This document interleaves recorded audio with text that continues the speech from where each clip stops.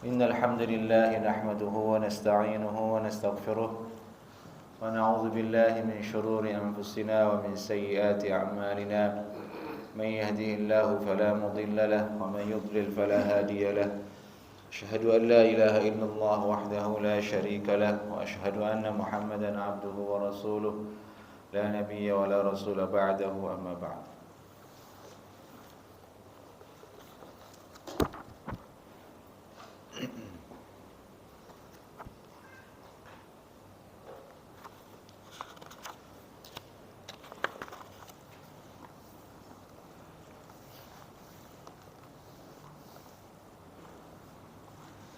Kita masih dalam kitab Ar-Radha. Malam ini kita lanjut ke bab berikutnya, yaitu bab ma jaa fi syahadatil mar'ah al-wahidah fi ar-radha. Bab membahas tentang persaksian seorang perempuan, satu orang perempuan dalam terjadinya persusuan ataukah tidak.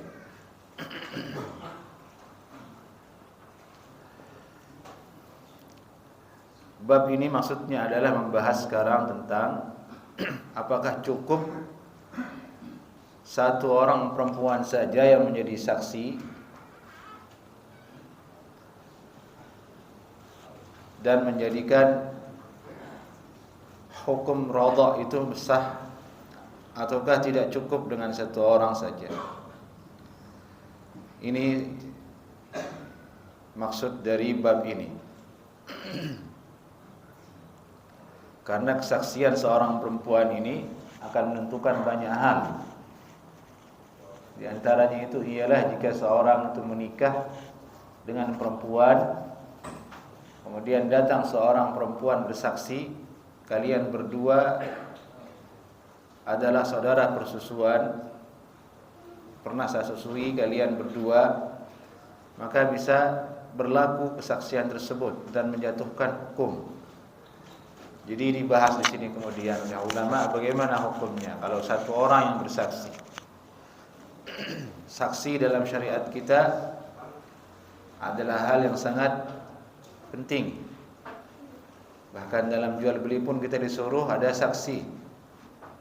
Wastashhidu syahidaini min rijalikum. Dan datangkanlah saksi di antara kalian dua orang saksi. Min rijalikum, dua orang lelaki sebagai saksi dalam jual beli, yang besar kata ulama, dalam jual beli yang kiranya jual beli tersebut kalau tanpa saksi kelak akan menjadikan masalah di belakang hari, maka itu harus ada saksi. Dianjurkan untuk ada saksi. Bahkan materi saja di hari ini tidak cukup, mesti ada saksi. Inilah sempurnanya syariat Islam. Dianjurkan kita mendatangkan saksi. Pada dasarnya saksi itu adalah dua orang laki-laki. Kalau tidak ada orang laki-laki, maka perempuan tambahannya, satu perempuan, satu laki-laki, dua perempuan. Dan ini berlaku juga dalam masalah radha ini sekarang. Bunyi hadisnya, qala haddatsana Ali bin Hujr qala haddatsana Ismail bin Ibrahim an Ayyub an Abdullah bin Abi Mulaikah qala haddatsani Ubaid bin Abi Maryam an Uqbah bin Al-Harith qala wa sami'tuhu min Uqbah walakinni li hadits Ubaid ahfaz qala tazawwajtu imra'atan. Nah, ini isi hadisnya. Tazawwajtu imra'atan. Saya menikah dengan seorang perempuan.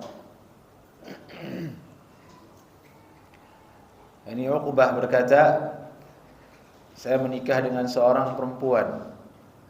Faja'atna imra'atun sauda. Maka datanglah kemudian tiba-tiba seorang perempuan berkulit hitam, imra'atun sauda. Faqalat, dan dia berkata, inni qad arda'tukuma. Sungguh saya dulu pernah menyusui atau menyusukan kalian berdua.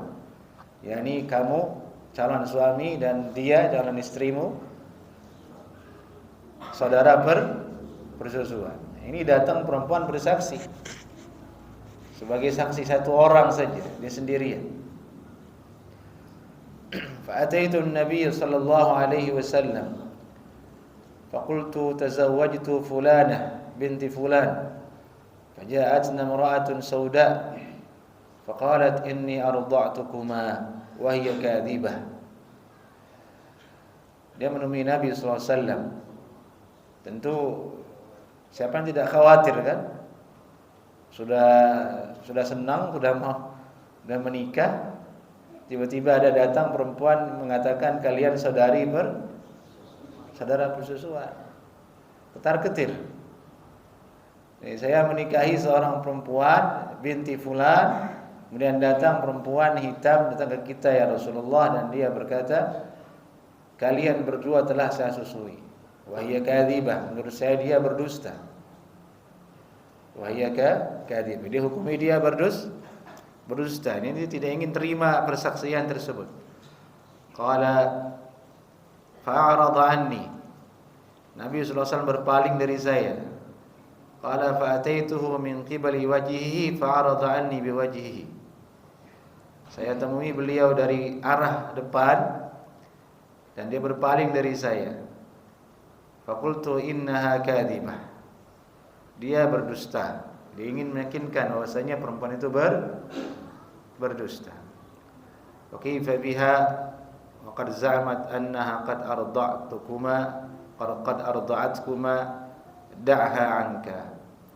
Bagaimana kamu akan bisa gauli istrimu? Wa kaifa biha maksudnya di situ adalah istrinya. Wa kaifa biha ay kaifa tashtagil biha wa tubashiruha wa tufdi ilaiha. Bagaimana bisa kamu akan bergaul dengan istrimu, menggauli dia, sementara perempuan ini tadi telah bersaksi bahwa kalian berdua adalah orang yang pernah disusui oleh dia. Da'ha anka, maksudnya kalau seperti ini keadaannya, tinggalkan istrimu, tinggalkan dia. Hadis ini zahirnya menunjukkan dari cerita ini Nabi SAW menerima persaksian perempuan hitam tadi meskipun satu orang.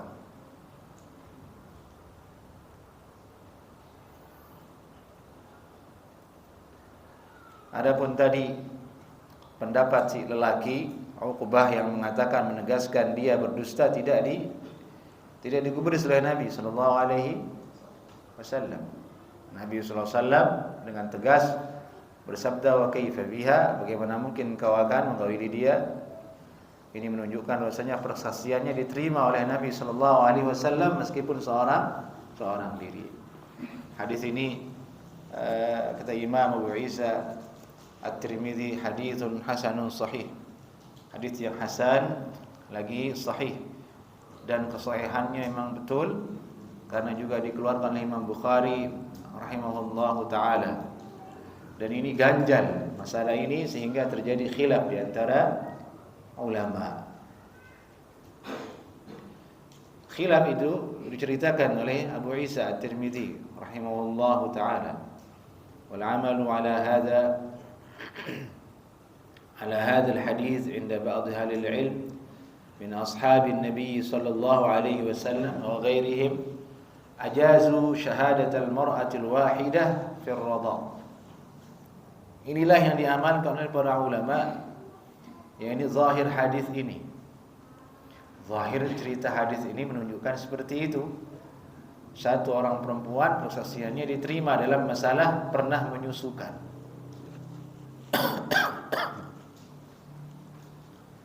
Dan ini diambil oleh ulama sebagai pendapat ajazu syahadat al-mar'ah.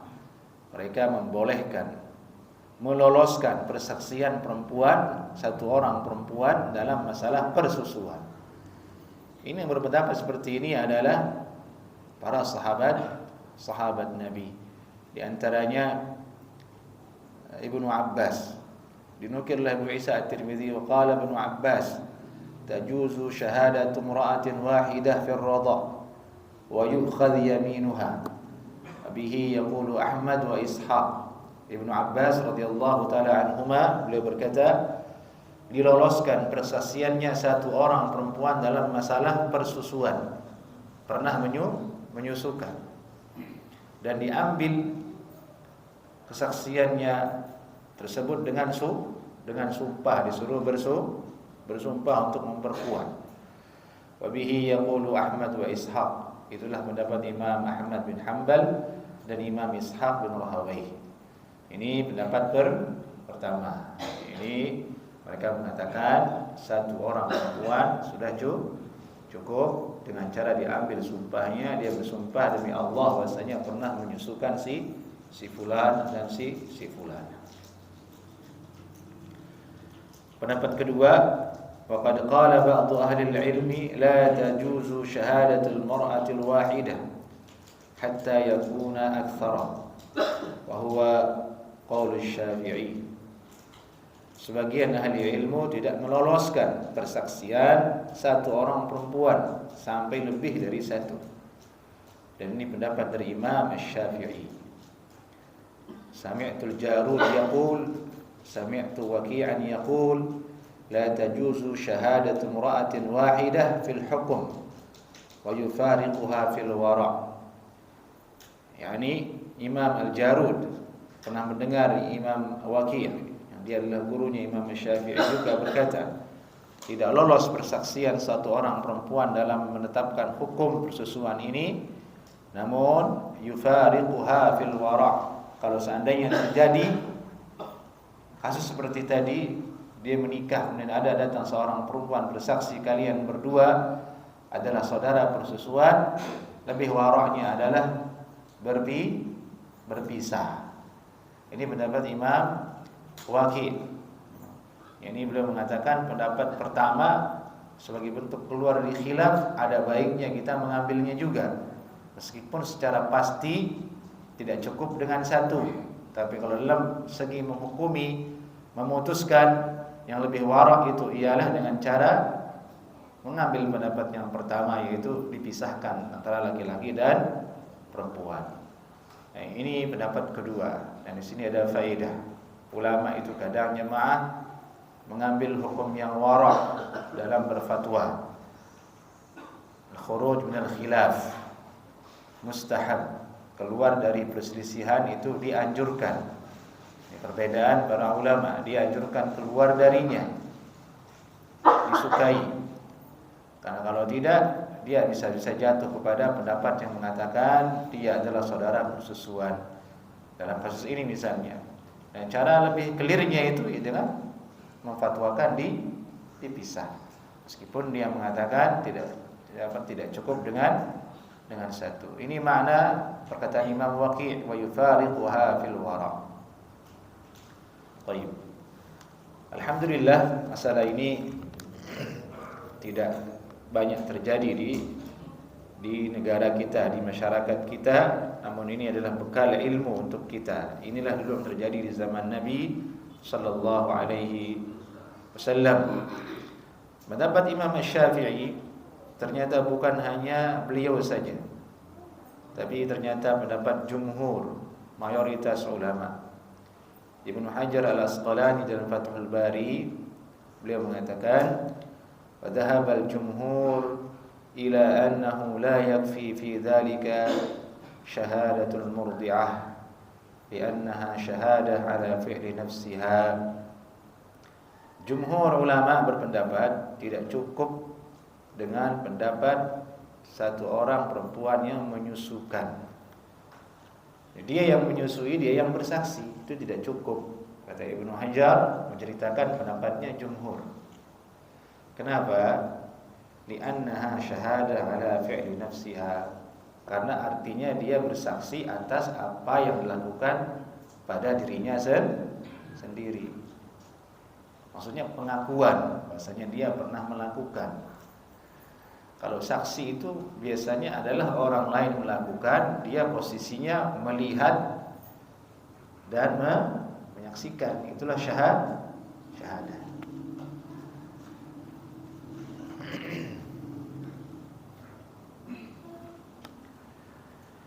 Di antara alasan ulama, jumhur ulama tidak mengambil pendapat yang mengatakan cukup satu orang.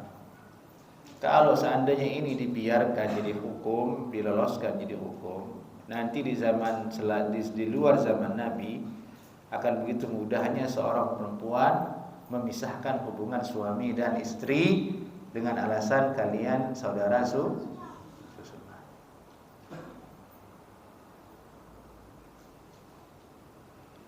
Di zaman Nabi sallallahu alaihi wasallam, wallahu a'lam, barangkali Nabi yang menjaminnya.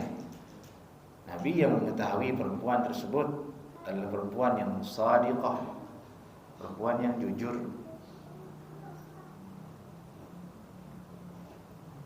Dan Nabi menghukuminya sah sebagai saksi. Kuat persaksian perempuan hitam tadi di zaman Nabi karena Nabi yang meloloskannya sallallahu alaihi wasallam. Faktor Nabi sallallahu alaihi wasallam.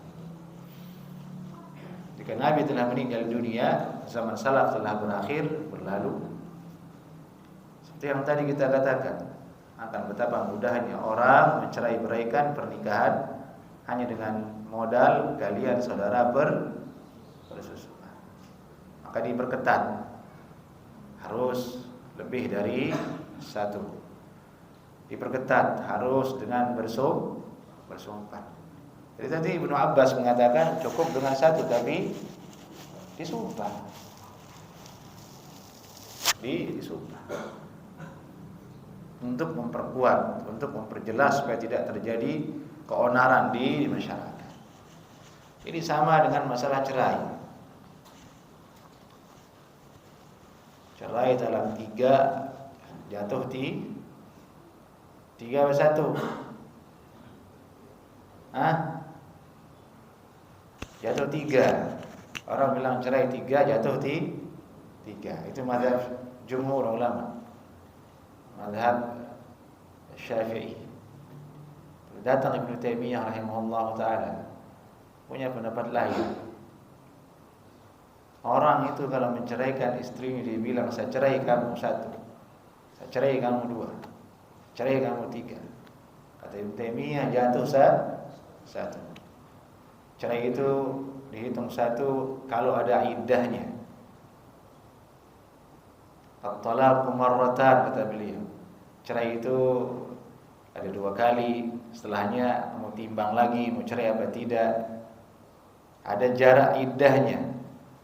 Kalau bilang saya cerai kamu, saya cerai kamu, saya cerai kamu tanpa ada iddah di situ yang 3 bulan, itu jatuh 1. Di awalnya pendapat Ibnu Taimiyah ini ditentang oleh para ulama. Ibnu Taimiyah dituduh sebagai ulama yang menyelisihi ijma' ulama. Dan itu adalah salah satu poin faktor beliau dipenjara dulu, dituntut oleh para ulama, didesak oleh para ulama untuk meralat fatwanya dan pendapatnya. Tapi tidak, beliau tidak mundur dengan kebenaran. Tidak bisa dibayar, ilmu tidak bisa dibayar, kebenaran tidak bisa dibayar. Penjara ya penjara, tidak masalah gitu. Tapi sekarang apa yang terjadi? Itulah yang banyak diamalkan di Timur Tengah. Dia bilang saya cerai kamu 1000, jatuh 1. Karena tidak ada iddahnya, hanya ngomong-ngomong saja dihitung 1. Karena kalau tidak demikian akan betapa banyak perempuan jadi janda, betapa banyak laki-laki pisah dari istrinya, terjadi kemudaratan, sementara tidak ada yang mengaku, tidak ada yang merekam. Kapan dia bilang cerai, dan yang tahu, dia diam-diam saja. Nah, ini maksudnya melihat kemaslahatan umum seperti yang tadi itu. Kalau dibiarkan satu orang sah diloloskan persaksiannya, akan banyak sekali nanti perempuan ngaku-ngaku bahwasanya kalian saudara susulan. Seperti itu maksudnya. Di Indonesia sekarang lain. Di Indonesia itu cerai itu diakui sebagai cerai harus ke KUA. Harus ke KUA. Jadi itu ada surat cerai, ada kartu cerai. Tapi dalam fikih tidak. Dalam fikih yang diambil itu ialah tetap perkataan suami. Kalau suami bilang cerai ya sudah jatuh satu. Meskipun dia belum ke KUA. KUA itu ada baru-baru. Hukum cerai itu sudah ada ribuan tahun yang lalu dalam kitab-kitab ulama. Dan datang KUA begini. Mana yang diambil kalau itu lebih dulu? Tentu hukum yang ada di kitab-kitab ulama. Tapi dari itu maksudnya baik. Tujuannya bagus untuk menjaga hak, menjaga keutuhan rumah tangga. Sama seperti sighah ta'liq. Sighah ta'liq. Jika akad nikah. Selesai akad nikah disuruh baca itu sama KUA.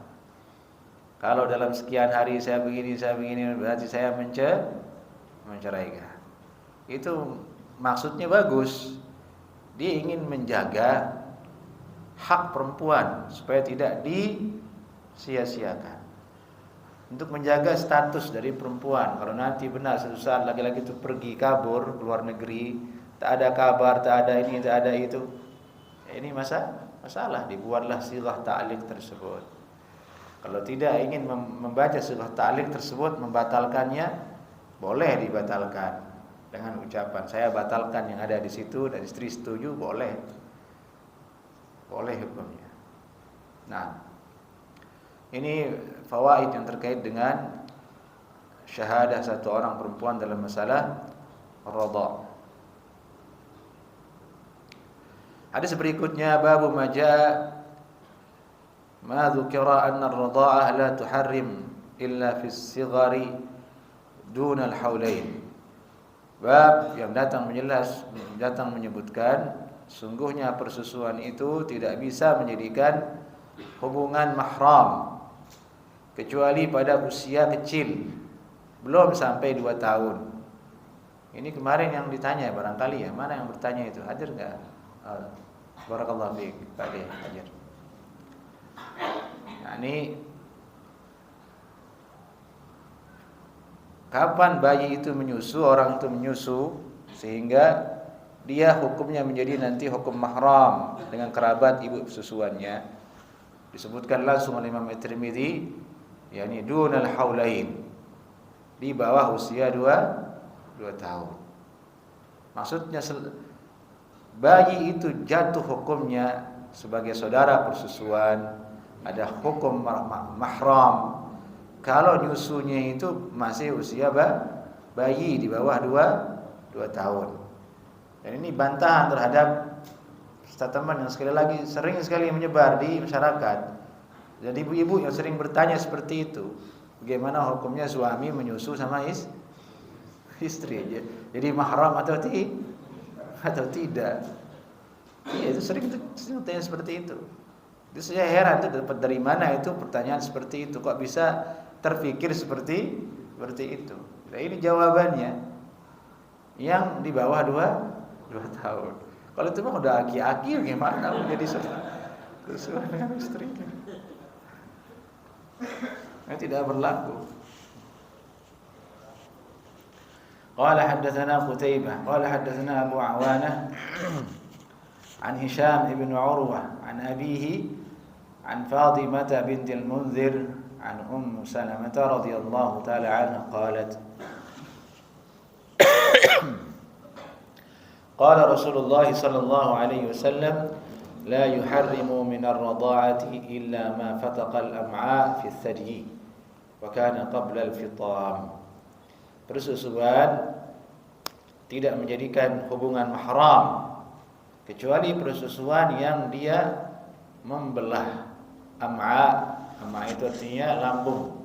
Maksudnya air ASI itu masuk ke dalam lambung bayi. Ini fi thadyi, maksudnya zaman ats-thadyi, di masa dia menyusu.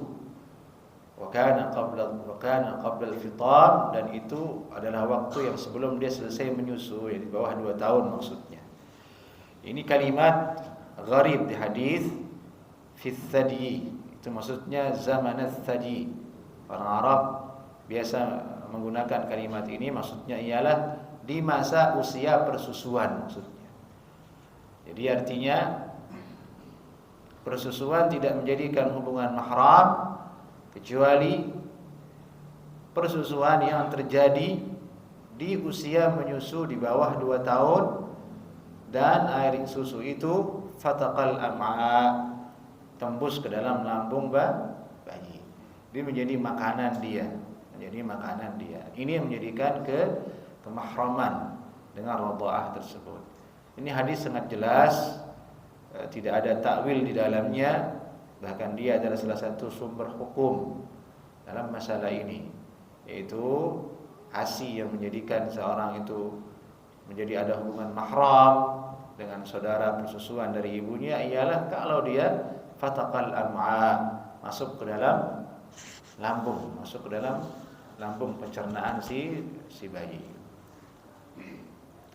Qala Abu Isa, hadza haditsun hasanun sahih.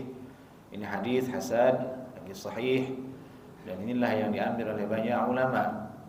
Anna ar-radha'ah la tuharrim illa ma kana duna al-hawlain, wa ma kana ba'da al-hawlain kamilain fa innahu la yuharram syai'a. Yang menjadikan hubungan mahram itu adalah yang di bawah 2 tahun. Di atas 2 tahun tidak menghasilkan hukum apa-apa. Baik.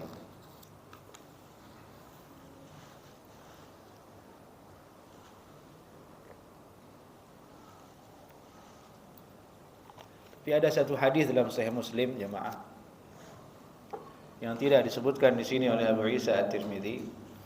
Ada salah seorang sahabat dulu, dia tidak punya tempat untuk tidur, tidak punya tempat untuk menginap. Usianya sudah lewat dari 2 tahun, sudah mulai besar. Dia hanya punya keluarga di situ dan ada perempuan. Bagaimana jalan keluarnya? Disuruh susui sama Nabi SAW supaya terjadi hubungan mahram. Ya, dan ini dari itu terjadi perselisihan yang tajam, khususnya dalam masalah hadis tersebut. Ada dalam Sahih Muslim pembahasannya. Baik. Tapi kita cukupkan dengan hadis yang ini, yang hanya 2 tahun saja. Hadis dalam Sahih Muslim itu adalah waqi'atu ainin, peristiwa yang langka dan menjadi sah karena persetujuan Nabi sallallahu alaihi wasallam.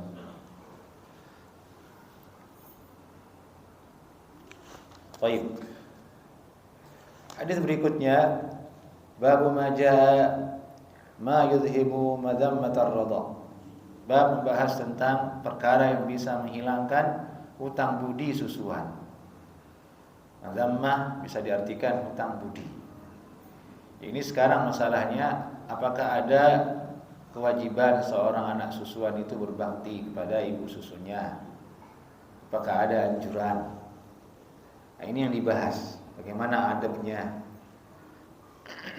Qala hadatsana Qutaibah qala hadatsana Hatim bin Ismail an Hisham bin Urwah an abihi an Hajjaj bin Hajjaj al-Aslami عن أبيه أنه سأل النبي صلى الله عليه وسلم فقال يا رسول الله ما يذهب عني مذمة الرضاع. Ini sahabat datang ke Nabi, ya Rasulullah, apakah perkara yang bisa menghilangkan dari diri saya ini hutang budi menyusu? Ini untuk membayar budi pekerti ibu susuan itu, apa kira-kira yang harus saya lakukan supaya terbalas, terbalas. Faqala ghurrah. Ghurrah artinya budak sahaya. Orang Arab, bahasa Arab untuk membahasakan sesuatu itu adalah yang berharga yang dimiliki dengan bahasa ghurrah.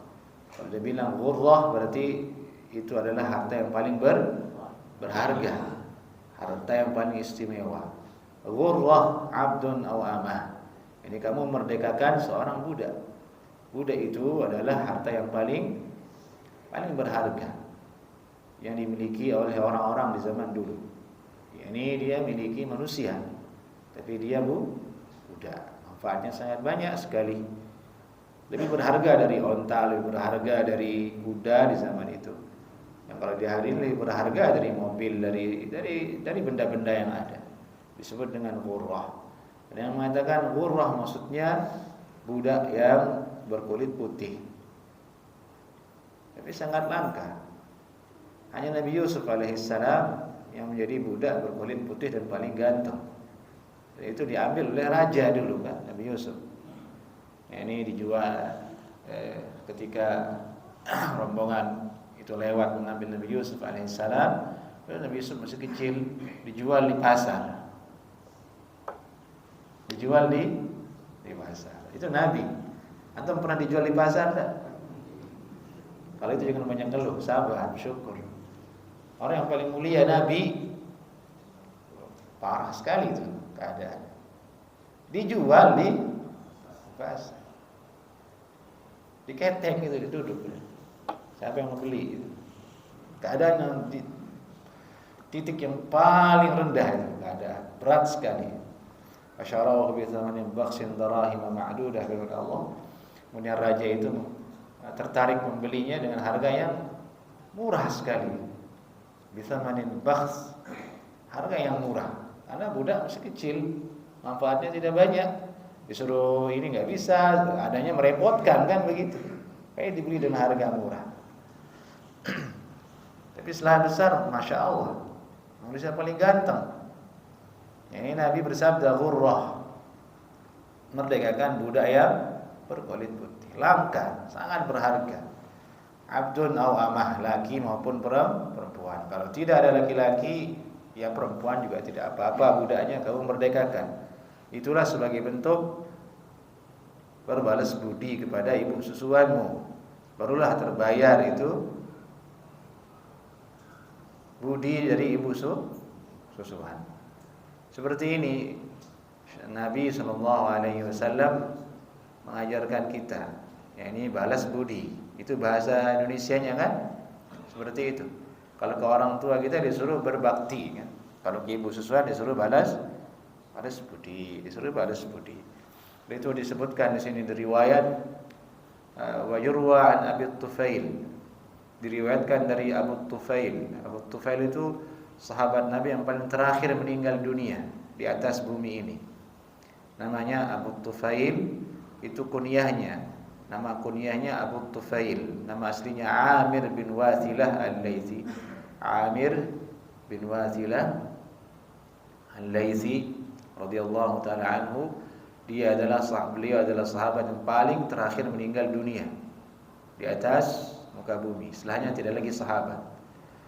Ya, diriwayatkan oleh beliau, kuntu jalisan ma'an Nabi sallallahu alaihi wasallam idh aqbalat imra'atun fabasata an-nabiy sallallahu alaihi wasallam ridaahu hatta qa'adat alaihi.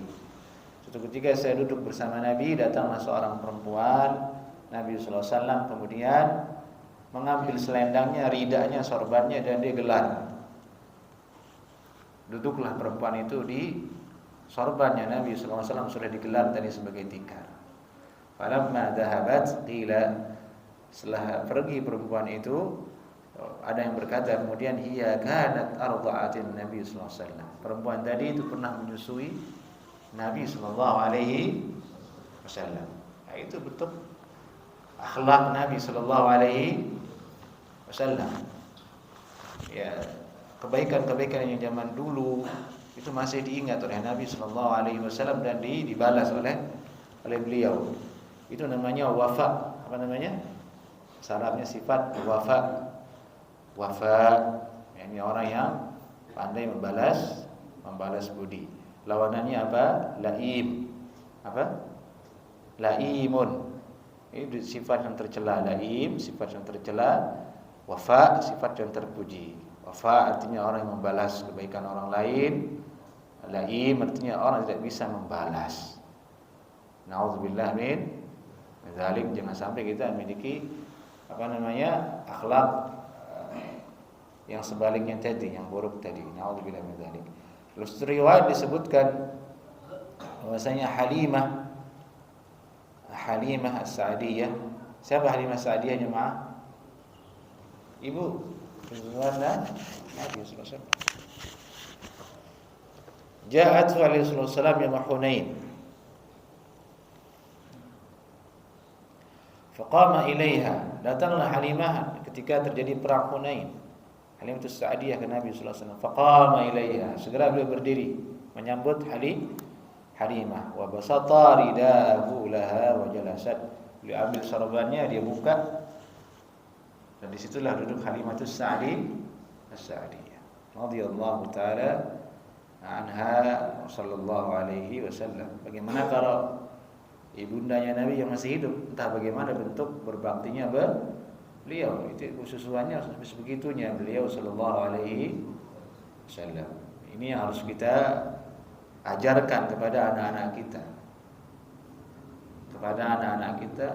agar dia menjadi orang yang wafa, pandai membalas kebaikan orang tuanya, terutama keluarganya, gurunya, orang-orang yang pernah berbaik kepada dirinya.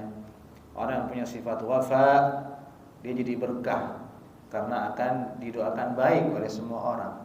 Pasti orang yang berbuat baik dia senang, dan dia akan berdoa, ya Allah, anaknya baik ternyata, dia ingat saya. Didoakan lagi, semoga Allah mudahkan dia, semoga. Beda dengan lain, itu mah dulu begini, kan begitu. Meskipun sebenarnya tidak boleh kita ungkit perbuatan baik kita, tidak boleh kita ungkit, tidak boleh. Apalagi di depan orang yang pernah kita bantu, tidak boleh. Hatta satpam itu yang sering antum kasih, tidak boleh antum semena-mena ke dia. Sekarang antum ngasih, besok antum datang begini ke dia, banyak pernah ngasih saya, nggak boleh. Jadi itu langsung tercoret itu sedekah antum, kebaikan antum. Jadi orang baik itu tantangannya banyak, ujiannya banyak kita untuk mempertahankan supaya amalan kita itu tetap utuh di sisi Allah Subhanahu wa taala. Baik.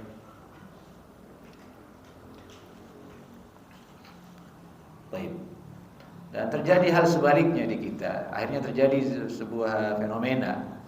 Banyak orang tidak mau menerima bantuan dari orang lain karena takut tidak bisa bayar budi gitu. Saya tidak mau berhutang budi. Tidak boleh seperti itu.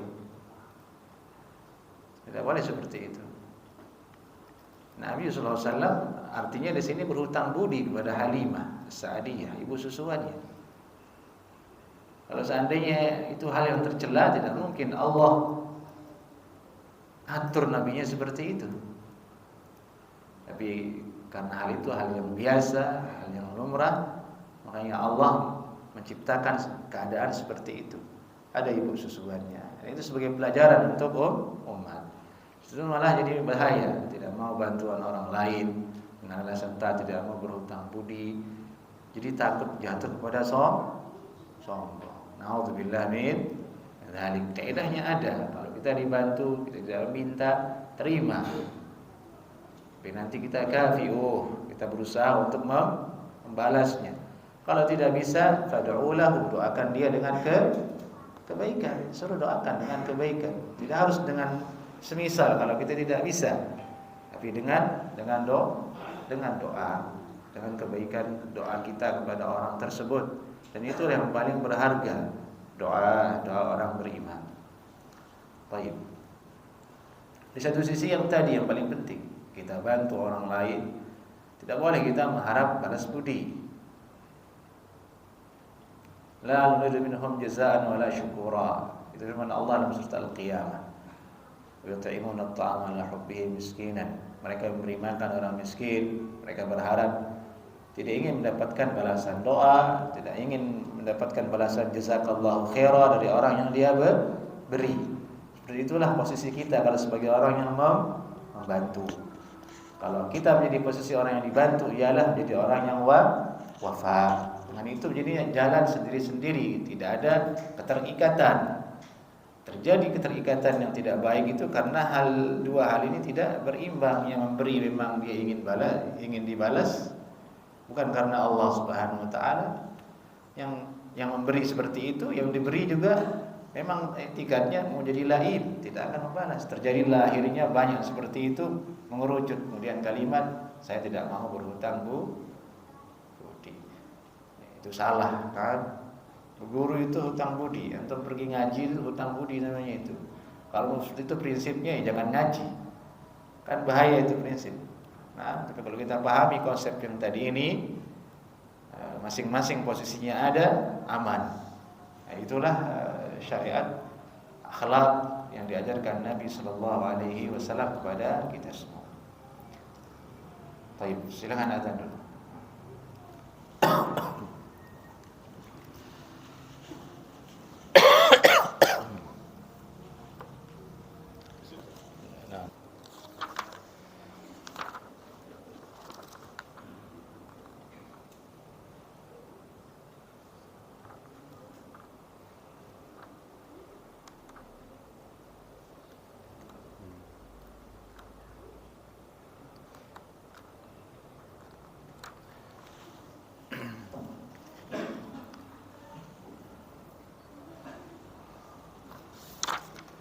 Ikhwani, afanallahu alaikum ajma'in.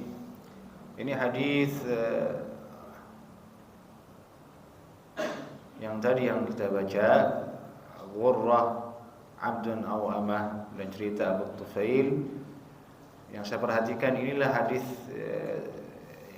terakhir yang membahas tentang persusuan dalam kitab Ar-Radha' dalam Sunan At-Tirmidzi. Hadis-hadis berikutnya itu bahasanya bukan lagi tentang persusuan, tapi bahasannya lebih luas lagi tentang hak perempuan, bagaimana anak zina, bagaimana kalau bagaimana hukum orang yang mencerai sebelum menikah, ya seputar masalah-masalah dalam pernikahan. Hadis tentang bahasan khusus tentang radha', persusuan itu nampaknya sampai hadis ini saja, hanya sedikit. Dari itu bab setelahnya itu oleh Imam At-Tirmidzi, bab ma jaa fil amati tu'taq wa laha zawj. Bab bahasan tentang seorang budak perempuan yang dimerdekakan tapi dalam keadaan dia punya suami. Bagaimana hukum pernikahannya? Ini balik lagi ke hukum pernikahan. Dan hadis ini adalah salah satu hadis yang sangat romantis. Seperti dibuat-buat, tapi fakta. Yani budak ini bernama Barirah. Dia budaknya Aisyah radhiyallahu taala anha. Dia dimerdekakan oleh Aisyah. Mau merdeka sekarang. Suaminya ketika dia dimerdekakan statusnya masih budak. Kemudian disuruh pilih sama Nabi SAW. Kamu mau lanjut jadi istri dia atau mau pisah? Barirah milih pisah. Yang tadinya dia suami istri dalam keadaan status budak. Barirah dimerdekakan, berubah hukum. Disuruh pilih sama Nabi. Kamu pilih, mau lanjut atau mau pisah? Saya pilih pisah ya Rasulullah. Suaminya bernama Mughith, kata Ibnu Abbas, ditemukan menangis mendengar berita itu. Patah hati beliau. Ini cerita ini hadis sangat populer. Setiap kali membacanya ikut sedih dengan Mughith radhiyallahu taala anhu. Ya ini ya seperti itulah sifat perempuan. Ya mana ada perempuan yang mau suaminya budak? Tidak mau, dia sudah merdeka. Merdeka itu kehormatan yang paling tinggi. Nah itu buktikan bahwa sebenarnya yang paling mencintai itu laki-laki, bukan perempuan. Antum bertengkar sama istri antum, yang tidak bisa tidur itu antum. Coba jawab, betul atau tidak? Istri antum ngorok dia. Coba yang lebih sepuh dari saya, benar apa tidak? Benar. Itu bukti. Laki-laki itu laki-laki. semua hal masalah itu dia bisa. Dia yang bertanggung jawab sampai masalah cinta. Kalau perempuan enggak dia. Dia bilang cinta aja sama suami. Ntar kalau ini seperti tadi ya sudah selesai, udah saya nggak mau, bagaimana? Bisa dipaksa. Antum ribut apapun dia mau tidur, antum mikir kok bisa begini ya gitu. Nah ini nasihat buat yang belum menikah. Nanti jangan kaget, perlu itu diketahui karena banyak laki-laki tidak paham itu, akhirnya dia marah, tidak sabar, semakin ngamuk, akhirnya runtuh rumah tangga. Dia tidak sadar. Itulah resiko mencintai. Resiko mencintai, ya sabar. Itu baru satu istri ya. Bagaimana kalau dua istri? Itu baru istri. Bagaimana dengan anaknya? Dia harus cintai anaknya. Anaknya bandel, anaknya tidak dengar. Istrinya juga begitu. Jadi banyak sekali ujian kita sebagai laki-laki. Harta kalian, istri kalian, anak kalian itu fitnah untuk kalian, ujian untuk kalian. Itu laki-laki kalau tidak banyak mengaji, tidak banyak baca Al-Quran, tidak banyak minta tolong kepada Allah, rusak hidupnya. Dia tidak akan bahagia, tidak akan bahagia. Jadi itu kita disuruh sering-sering baca Al-Quran, dia banyak berdoa kepada Allah Subhanahu Wa Taala, nasihati itu istri, disuruh sabar, jangan terlalu perhitungan dengan perempuan. Jadi bisa jalan. Nah, ini hadis Barirah, ini kita bahas nanti pekan depan insyaallah taala ya hadisnya. Insyaallah taala. Baik, sampai di sini kajian kita jemaah. Jika ada yang ingin ditanyakan dipersilakan.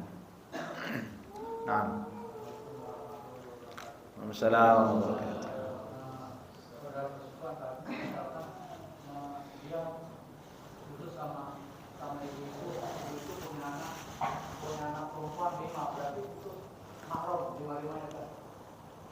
Kenapa ulangi?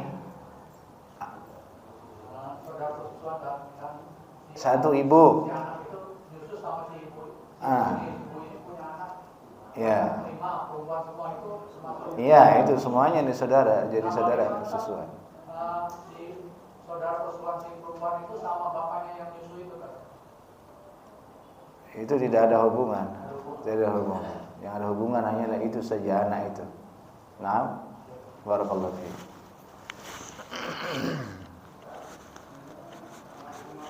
Assalamualaikum warahmatullahi wabarakatuh. Ahlan wa sahlan Pak Haji. Semoga kita istiqomah ya. Saya udah kenal nih wajah-wajah jemaah yang udah sering ngaji di sini, saya kenal insyaallah. Sebagiannya yang sudah lebih dulu meninggal kan jemaah kita. Ini pada beliau. Di beberapa tempat pengajian begitu. Jemaah udah lebih dulu dari saya pergi meninggal dunia. Yang dan kita istiqomah ya. Kenapa Pak? Waktu pertama memberikan fatwa, kalau anak yang disusui di bawah umur 2 tahun dalam 5 sedotan atau sampai masuk ke lambung 5 kali itu termasuk mahram. Adakahnya sebagian ulama mengatakan bahwa yang namanya bisa jadikan mahram itu kalau disusui sampai 5 kali, satu dalam sampai tidur 5 kali. Apakah itu dibenarkan? Tidak ada syarat harus tidur, tidak ada syarat seperti itu. 5 kali teguk, sekali dia nyusu sama perempuan itu, dalam satu aktivitas dia nyusu itu 5 kali teguk, gelap itu sudah 5, sudah masuk ke dalam perut dia, sudah terjadi hukum mah. Kemarin sebelum jawab itu pertanyaan antum, apakah dapat warisan atau tidak? Saya belum belajar lagi, lupa saya pertanyaannya. Nanti saya pelajari lagi, insyaallah taala. Subhanallah, benar-benar lupa. Wallahu a'lam lupa. Ada lagi ikhwah yang ditanyakan? Nah. Kalau orang itu tidak tahu ya anak kesusuan, sudah punya anak. Setelah itu baru ada persaksian, itu gimana Ustaz? Kalau persaksiannya sah dipisah. Bisa. Bisa. Anak yang lahir sudah anak syubhat, tapi tidak haram, itu sudah terjadi kan, dipisah.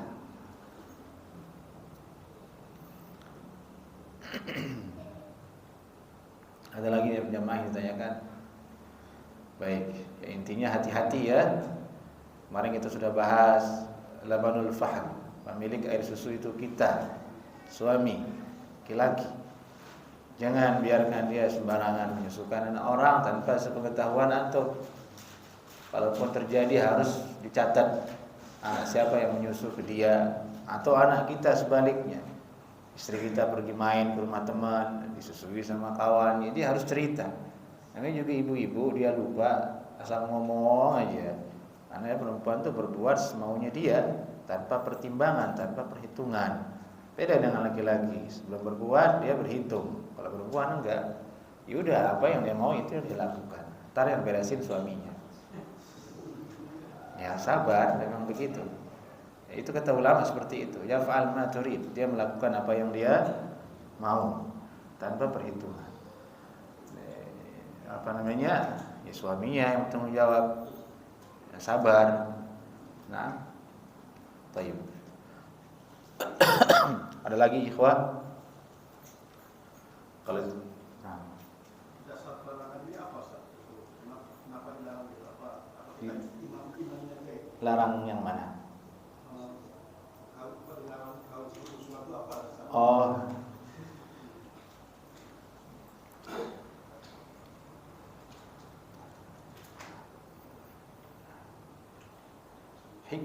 Hikmah pelarangannya itu sehingga terjadi mahram itu. Kalau tidak salah kemarin pernah saya sampaikan ya di sini. Di antaranya itu sudah saya sampaikan belum? Belum ya? Belum pernah. Iya. Nah. Wallahu a'lam. Hikmah secara medis atau lainnya saya tidak tahu gimana. Kita imani saja karena Allah berfirman seperti itu, pasti ada maslahat di baliknya. Tapi hikmah yang pernah saya baca ingin menjaga kemurnian garis nasab. Karena nasab itu kan terjadi karena satu karena air mani itu dengan menikah. Air susu itu sama juga, mirip-mirip, sehingga kemarin kita katakan sedikit air mani bisa menjadikan satu bayi, satu orang bayi. Satu tetes, satu teguk air ASI juga sama, bisa menjadikan hukum mahram. Jadi supaya jelas belahan-belahan yang ada dari diri kita itu di orang itu jelas. Oh ini saya, bagian dari saya. Oh ini adalah susuan, bagian dari saya juga. Larinya ke hikmah menjaga nasab, kebersihan nasab, kesucian nasab, kemurnian nasab, dan itu suatu keunggulan yang ada dalam syariat Islam. Orang Yahudi jamaah mereka itu mengaku dirinya itu nasabnya paling suci. Dia mengatakan bahwasanya nasab itu nyambung ke Nabi Sulaiman. Bukan lagi Nabi Musa, Nabi Sulaiman. Ras kami ini murni, tidak ada campur baurnya dengan orang lain. Ras Yahudi itu nyambung silsilahnya sampai ke Bani Israel, sampai ke Nabi Sulaiman. Maksudnya dipetik dari situ kemurnian nasab itu satu hal yang berharga di atas dunia ini, yang semestinya dijaga. Dari itu syariat Islam menjaganya kan. Di antara daruriyatul khams ada 5 hal yang menjadi maqasid tujuan syariat itu, di antaranya menjaga nasab, tidak boleh tercampur, harus jelas dia. Di situ hikmahnya. Hikmah ini tidak begitu nampak karena sudah rusaknya tatanan dunia. Banyak orang berzina, banyak orang tidak peduli. Awal-awalnya kan dihilangkan tuh nama bin. Abdullah binnya dihilangkan. Tidak perlu pakai nama bapak, tidak terlalu penting. Di ajaran kita ada nama bapaknya lengkap, nama ibunya lengkap, kakeknya lengkap, dan itu tujuannya sekali lagi hal yang lebih besar, yaitu menjaga keutuhan Nabi kita Muhammad SAW. Nabi Muhammad diketahui sebagai seorang Nabi yang nasabnya jelas, dipertanggungjawabkan, tidak ada campur baur, tidak ada, murni. Nasabnya dikenal di bangsa Arab sebagai nasab yang jernih, garisnya jelas. Ke situ tujuannya. Kalau masalah nasab-nasab yang di luar Nabi itu sudah goyah, sudah roboh, untuk mempertahankan nasabnya Nabi, maka mudah untuk dihancurkan oleh musuh. Itu salah satu hikmah terbesarnya, yaitu akidah dan tauhid, keimanan kita kepada Nabi Muhammad SAW. Baik jemaah, sampai di sini dulu kajian kita. Semoga Allah menjaga kita semua dan berikan kita semua kesehatan dan afiat. Assalamualaikum warahmatullahi wabarakatuh.